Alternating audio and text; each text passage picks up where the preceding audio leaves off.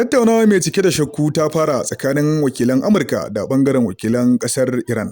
Tawagar tattaunawan Iran da ɓangaren Amurka sun fara ƙoƙarin tattaunawa, ko in ce tattaunawa ta fara yanayin da ke cike da shakku. A yayin da wakilan Iran suke bayyana cewa ba su yarda da ɓangaren Amurka ba, kuma ba su tabbatar da ko ita kanta Amurkan da gasken take yi wajen son ƙulla wannan yarjejeniya ba. Yanayin da ke cike da shakku bayan al'amari da ke nuna cewa wannan tattaunawa tsakanin Amurka da Iran ba ta da sauƙi ƙwarai da gaske, yayin da rashin yardan Iran yake ƙara fitowa fili a cewa akwai matsaloli ta ɓangaren tarihi da kuma shirin tabbaci game da niyyar Amurka. Wannan kuma zai iya jinkirta cimma wannan yarjejeniya ko tilastawa ɓangarori guda biyun su yi sulhu ko kuma canja wani sabon tsari.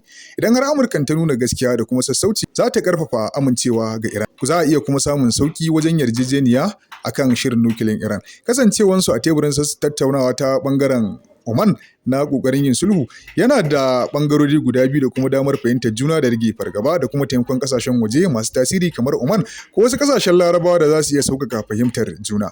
Da yiwuwar rashin nasara a wannan tattaunawa idan har ba a cimma nasara ta ɓangare guda ba, rashin yarda daga ɓangaren Iran yana iya hana wannan yarjejeniya ta cimma nasara, musamman idan har suna ganin Amurka ba za ta iya cika wannan alƙawari ba, da kuma ƙarin sharɗa daga ɓangaren Amurka ko matsin lamba yana iya jawo fushi daga ɓangaren Iran, wanda zai iya jinkirtawa ko dakatar da wannan tattaunawa baki ɗaya.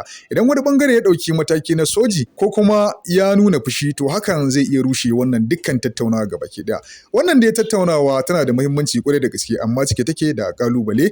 Nasarar wannan tattaunawa tana da buƙatar amincewa da kuma sassauci a ɓangaren matakai da kuma tsara matakai wanda za a bi a hankali daga ɓangarori guda biyun. Rashin nasara tana iya kaiwa ga ƙarin tashin hankali ko jinkirta warware wannan matsala ta nukiliya ta ɓangaren Iran. Daga ɓangaren Iran sun shaida cewa har yanzu akwai kokonto game da wannan tattaunawa da ake yi a ɓangaren Oman, amma har yanzu ana ci gaba da fafatawa ba a kai ga karkarewa ba.